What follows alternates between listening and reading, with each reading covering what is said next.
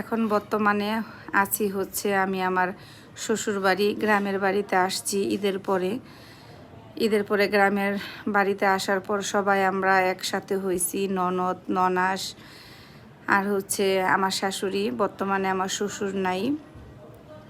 তো সবাই যখন একসাথে হই খুবই মজা লাগে, এত আনন্দ লাগে। আর সবসময় আমি আমার বাবার বাড়ির থেকে শ্বশুর বাড়ির সময়টা বেশি কাটাতে পছন্দ করি। জানি না কেন যেন প্রত্যেকটা মেয়েরই মনে এরকমই হয় যে বাপের বাড়ির থেকে শ্বশুর বাড়ি বেশি ভালো লাগে। জানি না কার কেমন লাগে, কিন্তু আমি সবসময় আমার শ্বশুর বাড়িতে আমি বেশি আসা যাওয়াটা বেশি করি, আমার কাছে ভালো লাগে।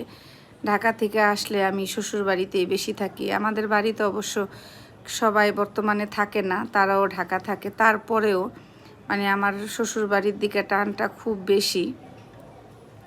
যেহেতু আমি অনেকগুলা বছর এখানে থাইকা গেছি, এই কারণে হয়তো ওই টানটাই রয়ে গেছে। আর খুবই ভালো লাগে আমার। ঢাকার পরে হচ্ছে ঢাকার বাসার পরেই হচ্ছে আমার শ্বশুরবাড়ির বাসা, সবচাইতে পছন্দের একটা জায়গা। আর এই তো আমি বিরিয়ানিও রান্না করা শুরু করে দিলাম, সব কিছু গুছিয়ে নিয়েছি, মাংসটাও রান্না করছি, এখন চালের সাথে মিক্সড করে নিলাম।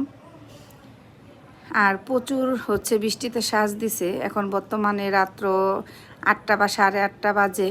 তাই জানি না সম্পূর্ণ ভিডিওটা আমার মনে হয় না যে তোমাদের সাথে শেয়ার করতে পারবো, কারণ হচ্ছে প্রচুর বৃষ্টি আসতেছে। এখনও শুরু হয় নাই, অল্প অল্প, তবেও খুব সাজ দিছে। আর কারেন্টও চলে গেছে। এই অন্য একটা আলো দিয়ে আমি হচ্ছে রান্না করলাম, জানি না কতটুকু দিতে পারি কিনা। সবাই ভালো থাকবা, যে যেখানে আসো। ঈদ মোবারক, ঈদের আনন্দ করো সবাই।